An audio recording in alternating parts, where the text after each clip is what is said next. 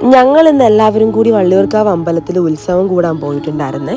മാനന്തവാടിയിൽ നിന്ന് 5 കിലോമീറ്റർ ദൂരത്തിലാണ് കേട്ടോ ഈ വള്ളിയൂർക്കാവ് ഭഗവതി ക്ഷേത്രം ഉള്ളത്. മീനം 1 മുതൽ മീനം 14 വരെയാണ് കേട്ടോ വള്ളിയൂർക്കാവ് അമ്പലത്തിലെ ഉത്സവം. ഈ വർഷം മാർച്ച് 28 കൂടി ഉത്സവം അവസാനിക്കും. വയനാടിൻ്റെ ദേശീയ ഉത്സവം എന്നാണ് കേട്ടോ വള്ളിയൂർക്കാവ് ഉത്സവം അറിയപ്പെടുന്നത്. ഇത് വയനാട്ടിലെ തന്നെ ഏറ്റവും വലിയ ഉത്സവമാണ്. വയനാട്ടിലെ ആദിവാസി വിഭാഗത്തിൽപ്പെട്ടിട്ടുള്ള ആൾക്കാരുടെ കുലദേവത കൂടിയാണ് കേട്ടോ വള്ളിയൂർക്കാവിലമ്മ. അതുകൊണ്ട് തന്നെ ഇവിടുത്തെ വിശേഷാൽ ചടങ്ങുകളിൽ പലതും നിർവഹിക്കുന്നതും ആദിവാസി വിഭാഗത്തിൽപ്പെട്ടിട്ടുള്ള ആൾക്കാരാണ്. കുഞ്ചയും പിങ്കയും ജീവിതത്തിൽ ആദ്യമായിട്ടാണ് കേട്ടോ ഒരു അമ്പലത്തിനകം കയറി കാണുന്നത്. അപ്പോൾ അതിൻ്റെ എക്സൈറ്റ്മെൻറ്റ് രണ്ടുപേർക്കും ഉണ്ട്. കുറച്ച് സമയം അമ്പലത്തിൻ്റെ മുറ്റത്തൊക്കെ നിന്നിട്ട് ഞങ്ങൾ അന്നദാനം നടക്കുന്നിടത്തേക്ക് പോയേ. ഇവിടെ രാത്രിയിൽ അന്നദാനം കിട്ടും കേട്ടോ. വലിയ ക്യൂ ആണ്, നല്ല തിരക്കുണ്ട്. ഇവിടെ ക്യൂവിൽ നിൽക്കുമ്പോൾ താഴെ സ്റ്റേജിൽ പ്രോഗ്രാം നടക്കുന്നത് കാണാം കേട്ടോ. ഇവിടെ 3 സ്റ്റേജ് ഉണ്ട്. അമ്പലത്തിൻ്റെ മുറ്റത്തും ഉണ്ട്, പിന്നെ താഴെ 2 ഗ്രൗണ്ടിലും ഉണ്ട്. അങ്ങനെ കുറച്ച് സമയം ക്യൂവിൽ നിന്നപ്പോഴത്തേനും നമുക്ക് ഫുഡൊക്കെ കിട്ടിയേ. അപ്പോൾ ഹർഷേച്ചി കുഞ്ചയ്ക്ക് ചോറ് വാരി കൊടുക്കുകയാണ് കേട്ടോ. കുഞ്ചേൻ്റെ അമ്മയ്ക്ക് നമ്മുടെ കൂടെ വരാൻ പറ്റിയിട്ടുണ്ടായിരുന്നില്ല. അങ്ങനെ അന്നദാനമൊക്കെ കഴിച്ചിട്ട് ഞങ്ങൾ നേരെ ഗ്രൗണ്ടിലേക്ക് ഇറങ്ങി. ഞാൻ പറഞ്ഞിട്ടുണ്ടായിരുന്നില്ല ഇത് വലിയ ഉത്സവമാണ്, ഒരുപാട് കടകളും കാര്യങ്ങളൊക്കെ ഉണ്ട് കേട്ടോ. നമുക്ക് ഒരു ദിവസം കൊണ്ടൊന്നും കണ്ടു തീർക്കാൻ പറ്റില്ല. ഈ കമ്മൽ എനിക്ക് ഒരുപാട് ഇഷ്ടപ്പെട്ടായിരുന്നു കേട്ടോ. പക്ഷെ ഞാൻ ഇത്രയും വലിയ കമ്മൽ വാങ്ങി വെച്ചാൽ ഇടാതിരിക്കുമോ എന്ന് ആലോചിച്ചിട്ട് ഈ ഒരു ചെറിയ കമ്മലാണ് കേട്ടോ എടുത്തത്. അങ്ങനെ ഞങ്ങൾ പാസ്സൊക്കെ എടുത്ത് അകത്തോട്ട് കയറിയപ്പം തന്നെ ആദ്യം കാണുന്നത് മിഠായി കടയാണ്. മിഠായി കണ്ടപ്പോഴത്തേനും പിള്ളേരും അനീഷേട്ടനും എല്ലാം കൂടെ അവിടെ കൂടിയിട്ടുണ്ട് കേട്ടോ. എൻ്റെ ചെറുപ്പത്തിലുണ്ടായിരുന്ന പുളിമിഠായിയും പല്ലോട്ടിയും കട്ടിമിഠായിയും ഒക്കെ ഇവിടെ ഉണ്ട് കേട്ടോ. അന്ന് ബുക്ക് വാങ്ങാനും പേന വാങ്ങാനും ഒക്കെ വീട്ടിൽ നിന്ന് തരുന്ന പൈസയിൽ മിച്ചം വരുന്നത് കൊണ്ട് ഇതൊക്കെയായിരുന്നു കേട്ടോ വാങ്ങിച്ചിരുന്നത്. 4ലും 5ലും ഒക്കെ പഠിക്കുന്ന സമയത്ത് ഈ പുളിമുട്ടായും അതേപോലെ മിച്ചറുണ്ടയും ഇതൊക്കെയായിരുന്നു കേട്ടോ എൻ്റെ ഫേവറേറ്റ്. എനിക്ക് ഈ നൊസ്റ്റാൾജിയുടെ അസുഖം ഉണ്ടെങ്കിലും ഈ മിഠായികളൊന്നും ഇപ്പം കഴിക്കാൻ തോന്നാറില്ല കേട്ടോ. അനീഷേട്ടൻ അതിച്ചിരി കൂടുതലായതുകൊണ്ടാവണം കുറേ അധികം മിഠായികൾ വാങ്ങിച്ചിട്ടുണ്ടായിരുന്നു. അങ്ങനെ മുന്നോട്ട് നടക്കുമ്പോൾ ദേ ഇവിടെ കുറേ ബുക്സ് വിൽക്കാൻ വെച്ചിട്ടുണ്ട് കേട്ടോ. ഇതിൽ കുറച്ചെണ്ണമൊക്കെ എൻ്റെ കയ്യിലുണ്ട്. അപ്പം ബി ഉമാദത്തൻ്റെ ഈ ഒരു ബുക്ക് വാങ്ങണമെന്ന് ഞാൻ കുറേ ആയിട്ട് വിചാരിക്കുന്നുണ്ടായിരുന്നേ. അപ്പോൾ ഇന്നെന്തായാലും അതങ്ങ് നടന്നു. ഞാൻ ഈ ഒരു ബുക്ക് വാങ്ങിയിട്ടുണ്ട്. നമ്മുടെ വീട്ടിലെ കുറേ തലയാണകൾ പന്നലായി പോയിട്ടുണ്ടായിരുന്നു കേട്ടോ. അപ്പോൾ അതുകൊണ്ട് ഇവിടെ പരുത്തി തലയാണകൾ വിൽക്കാനുള്ളത് കൊണ്ട് 4 പരുത്തി തലയാണ കൂടി വാങ്ങിച്ചിട്ടുണ്ടേ. എൻ്റെ ചെറുപ്പത്തിലൊക്കെ സ്പ്രിങ് ഉള്ള ഒരു ബട്ടർഫ്ലൈൻ്റെ ക്ലിപ്പ് കിട്ടുമായിരുന്നു കേട്ടോ. അതിങ്ങനെ തലയിൽ വെച്ചിട്ട് നടന്നു കഴിഞ്ഞ് കഴിഞ്ഞാൽ അതിൻ്റെ ചിറകുകൾ ഇങ്ങനെ അനങ്ങുമായിരുന്നേ. ഞാൻ ആ ക്ലിപ്പ് ഇവിടെ കുറേ നോക്കി കിട്ടിയില്ല കേട്ടോ. പക്ഷെ ചില ഉത്സവത്തിനൊക്കെ പോകുമ്പോൾ അത് കിട്ടാറുണ്ട്.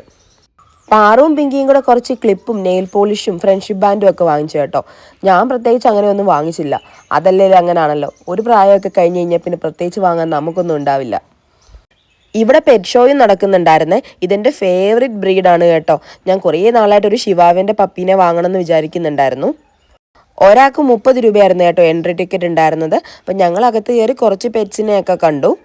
ഞാൻ കുറേ നാളായിട്ട് ഒരു തയ്യൽ മെഷീൻ വാങ്ങണമെന്നുണ്ടായിരുന്നേ. അപ്പോൾ ഇവിടെ ഉഷയുടെ ഡയറക്റ്റ് സ്റ്റോൾ ഉണ്ടായിരുന്നു കേട്ടോ. പക്ഷെ നമ്മൾ കുറച്ചധികം തിരക്കിലായിരുന്നത് കൊണ്ട് വാങ്ങാൻ പറ്റിയില്ല. അങ്ങനെ കുറേ സാധനങ്ങളൊക്കെ വാങ്ങി കാഴ്ചകളൊക്കെ കണ്ട് ഞങ്ങൾ പുറത്തേക്ക് ഇറങ്ങിയപ്പം ഗ്രൗണ്ടിൽ പ്രോഗ്രാം നടക്കുന്നുണ്ട്. അപ്പോഴത്തേനും പിള്ളേരൊക്കെ ഡാൻസൊക്കെ സ്റ്റാർട്ട് ചെയ്തു. അങ്ങനെ കുറച്ച് സമയം ഗ്രൗണ്ടിൽ നിന്ന് പാട്ടൊക്കെ കേട്ടു, ഡാൻസൊക്കെ ചെയ്തു.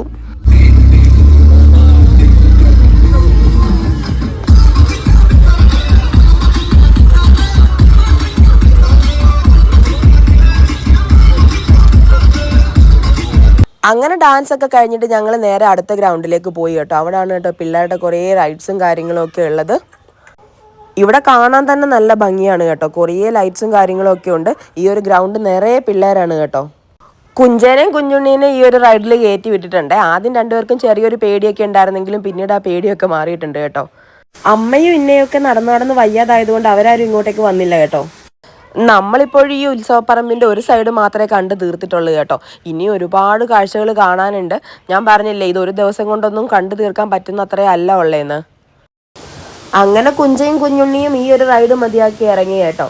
അപ്പോൾ ഇനി ഏതിൽ കയറണം എന്നുള്ള കൂടിയാലോചനയിലാണ് രണ്ടുപേരും. അങ്ങനെ അവർ ഈ ആകാശത്തോണിയിൽ കയറാൻ പോയിട്ടുണ്ട് കേട്ടോ. ആ സമയം കൊണ്ട് ഞാനിവിടെ എല്ലാം ഒന്ന് ചുറ്റി നടന്ന് കണ്ടു. എനിക്ക് ഈ ലൈറ്റ് അറേഞ്ച്മെൻറ്റ്സ് ആണ് കേട്ടോ ഭയങ്കരമായിട്ട് ഇഷ്ടമായത്. ഇതിങ്ങനെ വീഡിയോ എടുക്കുമ്പോൾ തന്നെ കാണാൻ നല്ല ഭംഗിയുണ്ട്. ഇവിടെ ഒരേ ടൈപ്പ് റൈഡ് തന്നെ ഒന്നിലധികം ഉണ്ട് കേട്ടോ. എനിക്ക് ഈ ആകാശത്തോണിയിൽ കയറാൻ ഒരു താല്പര്യമില്ല. ഞാൻ പണ്ട് കയറിയിട്ടുള്ളതാണ്. അതോടുകൂടി എനിക്ക് സമാധാനമായതാണ്. അപ്പോൾ ചേച്ചിയും ചേട്ടനും പിള്ളേരും 4 കൂടി കയറാൻ പോയിട്ടുണ്ട്.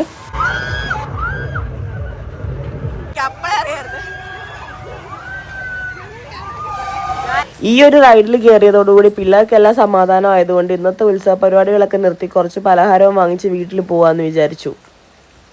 അപ്പോൾ ഇതാണ് കേട്ടോ പമ്പരമിഠായി. ഞാനിതെൻ്റെ ചെറുപ്പത്തിലൊന്നും കണ്ടിട്ടില്ല കേട്ടോ. ഇതിലിങ്ങനെ നൂല് പോലെ കെട്ടിട്ട് വെച്ചിട്ടുണ്ട്. അപ്പോൾ ഇത് അഴിച്ചെടുത്തിട്ട് ഇങ്ങനെ പമ്പരം പോലെ കറക്കാം. ശരിക്കും ഇത് 80s കിഡിൻ്റെ മിഠായിയാണ് കേട്ടോ. ഞാൻ 90s ലാസ്റ്റ് ആയതുകൊണ്ട് ഇങ്ങനൊരു സാധനം ഞാൻ ആദ്യമായിട്ടാണ് കാണുന്നത്. അപ്പോൾ ഇന്നത്തെ ഉത്സവ വിശേഷങ്ങൾ ഇത്രയൊക്കെ ഉള്ളൂ. മാർച്ച് 28 വരെ വള്ളിയൂർക്കാവിൽ ഉത്സവം ഉണ്ട് കേട്ടോ. അപ്പോൾ അടുത്തുള്ളവരൊക്കെ എന്തായാലും പോയൊന്ന് കാണൂ. അപ്പോൾ ആരെങ്കിലും വള്ളിയൂർക്കാവിൽ അമ്പലത്തിൽ ഉത്സവത്തിന് വന്നിട്ടുണ്ടെങ്കിൽ ഒന്ന് കമൻറ്റ് ഇടണേ.